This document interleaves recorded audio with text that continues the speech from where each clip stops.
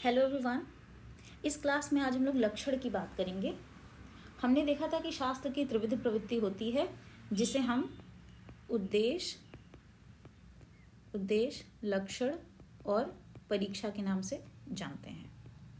ठीक है।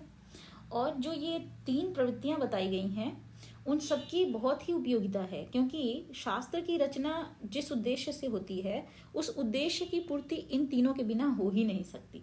जैसे कि न्याय शास्त्र की रचना पदार्थों का सम्यक ज्ञान कराने के लिए हुई है, तो जब तक हम पदार्थ का उद्देश्य न करें, ये न बताएं कि कौन से पदार्थ हैं, हाँ कितने पदार्थ हैं जिनका कि हमें सम्यक ज्ञान प्राप्त करना है, तब तक उनका सम्यक ज्ञान प्राप्त कराने का जो प्रयास है वो कैसे हो पाएगा। हाँ, इसीलिए सबसे पहले ज़रूरी होता है कि हम पदार्थ का उद्देश्य मात्र कर दें, यानी सिर्फ इतना बता दें कि वो कौन कौन से पदार्थ हैं जिनका कि हमें ज्ञान प्राप्त करना है, जिनके बारे में हम चर्चा करने जा रहे हैं। ठीक, क्योंकि किसी पदार्थ के सम्यक ज्ञान की जो परिधि है ना, उस परिधि में अन्य पदार्थों से उसकी जो विलक्षणता है, यानी वो कैसे उनसे अलग है, वो ज्ञान भी बहुत ज़रूरी है। और वो तभी संपन्न हो सकता है कि जिन जिन पदार्थों के बारे में हमने बात करी या करने जा रहे हैं वो अन्य पदार्थों से कैसे अलग हैं, यदि उनके बारे में हमें ज्ञान प्राप्त करना है तो वह ज्ञान सिर्फ लक्षण से ही प्राप्त हो सकता है। यानी कि जब तक आप लक्षण नहीं करेंगे, जब तक कि आप डेफिनेशन नहीं बताएंगे, ठीक है, किसी भी पदार्थ का जब तक आप डेफिनेशन नहीं बताएंगे, उसकी परिभाषा नहीं करेंगे, तब तक यह संभव ही नहीं हो सकेगा कि वह पदार्थ या कोई एक पदार्थ किसी अन्य पदार्थ से अलग कैसे है, उससे भिन्न कैसे है। ठीक है, तो हम लक्षण बताते हैं, लक्षण करते हैं, और हमने बताया कि लक्षण दो प्रकार से हो सकता है। कभी तो उद्देश्य के बाद विभाग कर सकते हैं और विभाग के बाद लक्षण कर सकते हैं, और कभी हम उद्देश्य के बाद लक्षण और लक्षण के बाद विभाग करते हैं। जैसे कि न्याय दर्शन में आप देखेंगे तो आपको पता चलेगा, या बहुत सारे ऐसे ग्रंथ हैं जहाँ पे पता चलता है कि पहले लक्षण, उद्देश्य के बाद लक्षण कर देना है, तब विभाग करना है, या उद्देश्य के बाद विभाग करना है फिर लक्षण करना है। ठीक है, तो ये सारी बातें हमने पिछले वीडियो में भी थोड़ी बहुत देखी थी। यहाँ पर आज हम सिर्फ और सिर्फ लक्षण पर फोकस करेंगे, यानी डेफिनेशन पर या परिभाषा पर फोकस करेंगे। अब लक्षण क्या है? लक्षण को हम डेफिनेशन कहते हैं।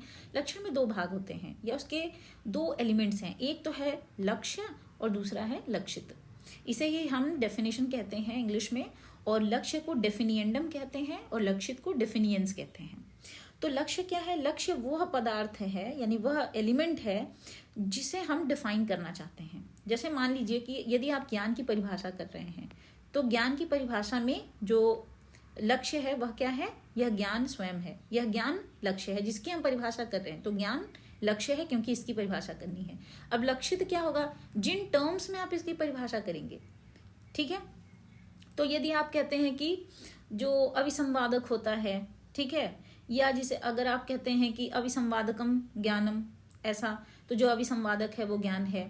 या यदि आप कहते हैं कि ऐसा कोई ज्ञान जो पहले नहीं हुआ हो, ठीक है, तो वह ज्ञान है। तो जिस भी टर्मिनोलॉजी में, ठीक है, यानी उन टर्म्स और कॉन्सेप्ट्स में जब आप उस डेफिनिएंडम को, उस लक्ष्य को डिफाइन करते हैं, तो वही set of terms and concepts लक्षित कहलाता है, यानी जिनके द्वारा आप उस पर्टिकुलर टर्म की डेफिनेशन करना चाहते हैं। तो डेफिनेशन में दो भाग हो गए, एक वह भाग जिसका की डेफिनेशन करना है और वह दूसरा भाग जिसके द्वारा डेफिनेशन करना है। ठीक है, तो आपने डेफिनेशन कर दिया, और डेफिनेशन करते समय हमें ध्यान क्या रखना है कि इसका हमें असाधारण धर्म बताना है।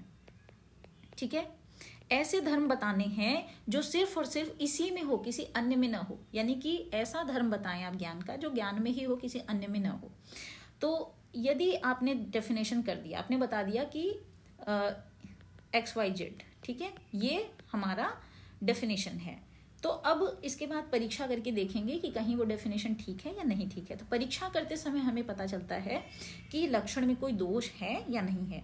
ठीक, तो लक्षण करते समय हम यह ध्यान रखेंगे कि वह लक्षण, वह डेफिनेशन किसी प्रकार के दोष या फैलेसीज से ग्रसित न हो, यानी किसी प्रकार की फैलेसीज या एरर्स नहीं आने चाहिए। अगर कोई फैलेसी हो गई, कोई एरर आ गया, तो आपका डेफिनेशन सही नहीं माना जाएगा। तो इन्हें ही हम लक्षण दोष कहते हैं। अब ये लक्षण दोष कितने प्रकार के होते हैं? तो बेसिकली न्याय में और अन्य जो शास्त्र हैं उसमें माना गया है कि लक्षण करते समय में 3 बातों का ध्यान रखना है कि ये 3 प्रकार के दोष नहीं होने चाहिए। एक है अव्याप्ति दोष, दूसरा है अतिव्याप्ति दोष और तीसरा है असंभव दोष। अव्याप्ति, अतिव्याप्ति और असंभव क्या है, जिसे हम इंग्लिश में रेस्पेक्टिवली कहते हैं अंडर कवरेज या too narrow definition, over coverage या too wide definition and absurd और इम्पॉसिबल डेफिनेशन। ठीक है, इनको 1 बाय 1 देखते हैं कि ये क्या है। चलिए एक एग्जांपल ले लेते हैं, गो यानी कि काऊ। हम काऊ को डिफाइन करना चाहते हैं, हाउ टू डिफाइन काऊ। ठीक है, तो अगर गो को डिफाइन करना है तो हमारे पास कई सारे तरीके हो सकते हैं काऊ को डिफाइन करने के। मान लीजिए आपने सबसे पहले कहा कि काऊ वह है जो चितकबरी है। ठीक है, तो मान लीजिए कि ये काऊ का रल्म है, काऊ का डोमेन है। ठीक है, ये काऊ का है और आपने चितकबरी को ही काऊ बताया, जो चितकबरी है वही काऊ है। तो काऊ के इस डोमेन में सिर्फ इतना ही पार्ट चितकबरी काऊ का हो सकता है। इतना हो सकता है कि सफ़ेद काऊ हो सकता है ब्लैक काऊ हो, रेड काऊ काऊ हो, और भी अन्य कलर के काऊ हो सकते हैं। तो आप सिर्फ एक कलर को, ठीक है, भूरा या सफ़ेद या चितकबरी, किसी कलर के काऊ को अगर आप पूरे काऊ समुदाय का डेफिनेशन बनाते हैं तो आपका जो डेफिनेशन है वो क्या है, वो अव्याप्ति दोष से ग्रसित है। क्यों? क्योंकि ये पूरे काऊ समुदाय को या पूरे काऊ के क्लास को कवर नहीं कर रहा है। ये बहुत ही नैरो है क्योंकि ये सिर्फ और सिर्फ काऊ के एक प्रकार के ही क्लास को, यानी उसके एक सब क्लास को, जो कि चितकबरी काऊ का क्लास है, सिर्फ उसी को ही वो कवर कर रहा है और उससे ज़्यादा वो काऊ के बारे में कोई बात नहीं कर रहा है। तो इस तरीके के कोई डेफिनेशंस मान्य नहीं होते हैं। अब दूसरा एक डेफिनेशन लेके देखते हैं। मान लीजिए आप काऊ को कहते हैं कि काऊ वह है जिसके हॉर्न्स होते हैं, यानी श्रृंगित्व। श्रृंगित्व मतलब सिंग वाली। तो जो सिंग वाले जानवर हैं वो गाय हैं। यदि आप ऐसा कहते हैं तो आपकी जो परिभाषा है, आपका जो लक्षण है काऊ का, वो अतिव्याप्ति दोष से ग्रसित हो जाएगा। ऐसा क्यों? क्योंकि हॉर्न्स बहुत सारे एनिमल्स के होते हैं, बकरियों के भी होते हैं, या भैंस के भी होते हैं और बारहसिंघा के भी होते हैं। तो बहुत सारे ऐसे जानवर हैं जिनके की श्रृंग होते हैं, सींग होते हैं, और ऐसे में पता नहीं चलेगा कि कौन काऊ है, यानी किस प्रकार के जानवर को हम काऊ कहेंगे। क्योंकि ये जो गोत्व है या काउनेस है वो अन्य सभी में चला जाएगा, क्योंकि डेफिनेशन क्या हो गया, और ये बहुत ओवर वाइड हो गया है ना, टू वाइड हो गया। तो ओवर एप्लीकेबिलिटी नहीं होनी चाहिए, ये एक दोष है। अब तीसरा, मान लीजिए कि आप ऐसा कोई डेफिनेशन करते हैं, आप कह देते हैं कि काऊ या गो जो है वो एक खुर वाला जानवर है, एक शफत्व, यानी हैविंग 1 हूफ। वो ऐसा जानवर है जिसके सिर्फ 1 हूफ हैं, ये कटे नहीं है। जबकि हमें पता है कि गाऊ जो गौ होती है या काऊ है, उसका खुर कुछ ऐसा होता है, ये बीच से ऐसे फटा होता है। ठीक है, तो इसी को हम कहते हैं दो खुर उसके, मतलब उसमें एक शफत तो नहीं है बल्कि ये बीच से फटा हुआ है और ये 2 भागों में बढ़ जाता है, इस तरीके का। जबकि घोड़े का या अन्य जानवरों का एक शफत तो होता है, बीच से कहीं से फटा नहीं होता है खुर। तो इस तरीके की जो परिभाषा काऊ की जा रही है वो असंभव है, क्योंकि काऊ में ऐसी परिभाषा दी ही नहीं जा सकती।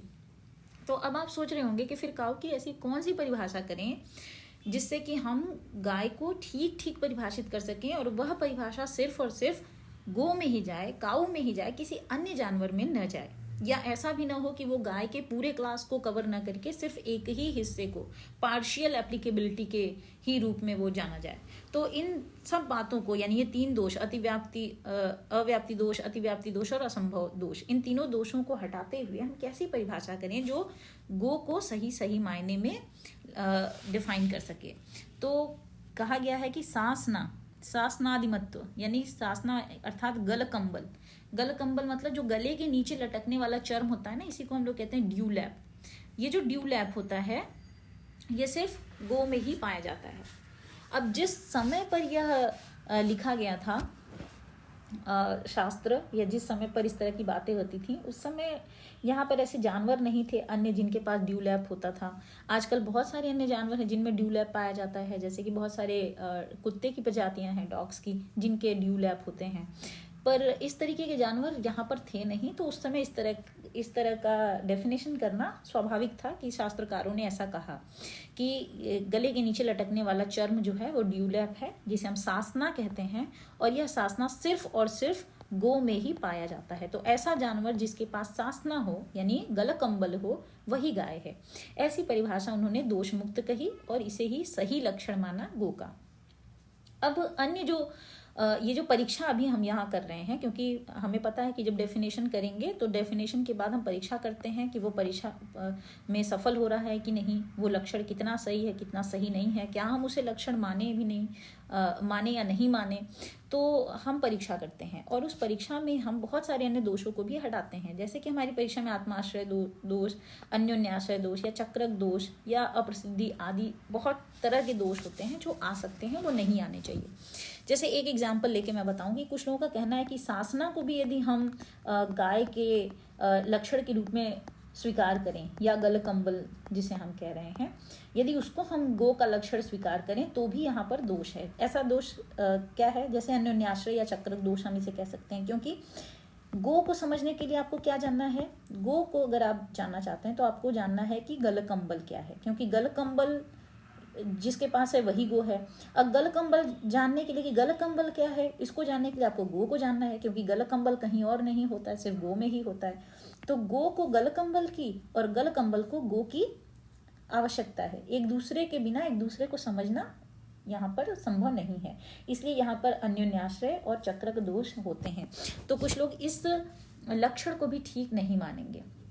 खैर, हमारा यह देखना था कि जब आप किसी भी पदार्थ का उद्देश्य कर दें, बता दें कि आप ये पदार्थ इस शास्त्र में डिस्कस करने जा रहे हैं, तो फिर उसके बाद आपको उनका लक्षण करना होता है, यानी उनकी परिभाषा करनी होती है। और परिभाषा करने के बाद, उनका लक्षण बताने के बाद आपको परीक्षा करनी होती है कि क्या यह लक्षण सही है, कहीं ऐसा तो नहीं कि यह लक्षण किसी प्रकार के दोष से ग्रसित है। यदि किसी प्रकार का दोष वहां पर पाया जाता है तो उस दोष को दूर किया जाता है और दोष मुक्त करके उस लक्षण को फिर से प्रस्तुत किया जाता है। तो ये शास्त्र की त्रिविध प्रवृत्तियां हमने देखी पिछले 2 वीडियोस में, और लक्षण के बारे में हमने यहाँ पर डिस्कस किया। आशा करती हूँ कि आपको समझ में आया होगा। Thank you.